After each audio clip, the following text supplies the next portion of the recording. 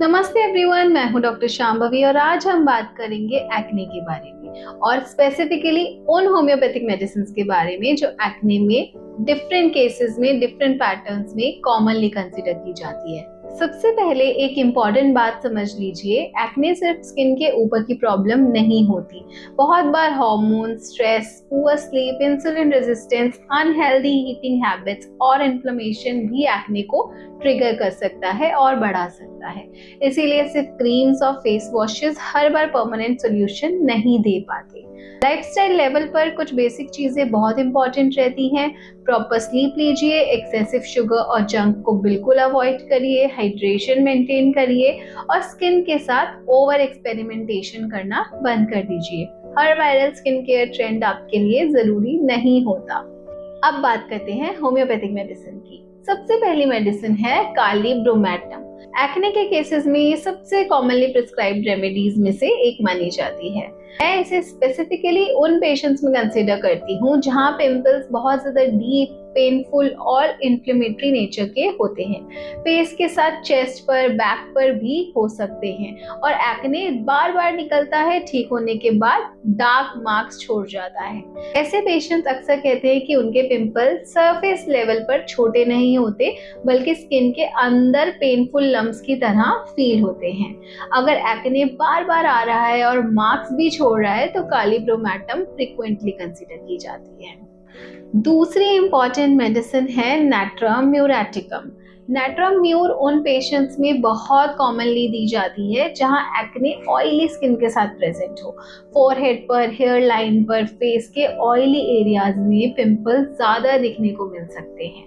एक interesting observation ये है कि रेमेडीज उन इंडिविजुअल में फ्रिक्वेंटली सूट करती है जो इमोशनली थोड़े सेंसिटिव होते हैं लेकिन अपनी फीलिंग्स को इजीली एक्सप्रेस नहीं कर पाते। इमोशनल स्ट्रेस, डिसअपॉइंटमेंट या ग्रीफ एक्ने के बाद और बढ़ जाता है। और लड़कियों में पीरियड्स के आसपास एक्ने फ्लेयर अप होना भी इस रेमेडी का एक इंडिकेशन है। अगर patient oily skin, recurrent acne और इमोशनल स्ट्रेस की हिस्ट्री बता रहा हो तो नैट्रम म्यूरेटिकम कंसीडर की जा सकती है।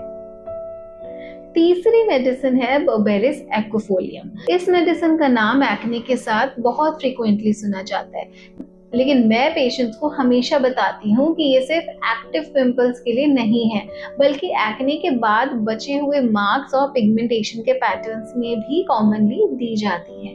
अगर पिंपल कंट्रोल हो गए हैं लेकिन स्किन पर डार्क स्पॉट्स हैं, अनइवन कॉम्प्लेक्शन है और ब्लेमिशेस रह गए हैं तो बर्बेरिस एक्विफोलियम को कंसिडर किया जा सकता है। बहुत से प्रैक्टिशनर इसको स्किन क्लैरिटी और पोस्ट एक्ने पिगमेंटेशन के लिए भी यूज करते हैं। अब बात करते हैं एक बोनस मेडिसिन की जिसका मेंशन करना बहुत ज़रूरी है, हिपरसल्फ।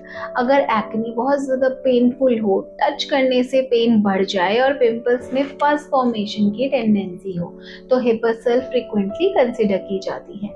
ऐसे पेशेंट्स को लगता है कि पिंपल को टच करना भी डिफिकल्ट है क्योंकि टेंडरनेस बहुत ज़्यादा होती है। अब एक इम्पॉर्टेंट बात, होम्योपैथी में हम डिजीज के नाम को देखकर मेडिसिन प्रिस्क्राइब नहीं करते।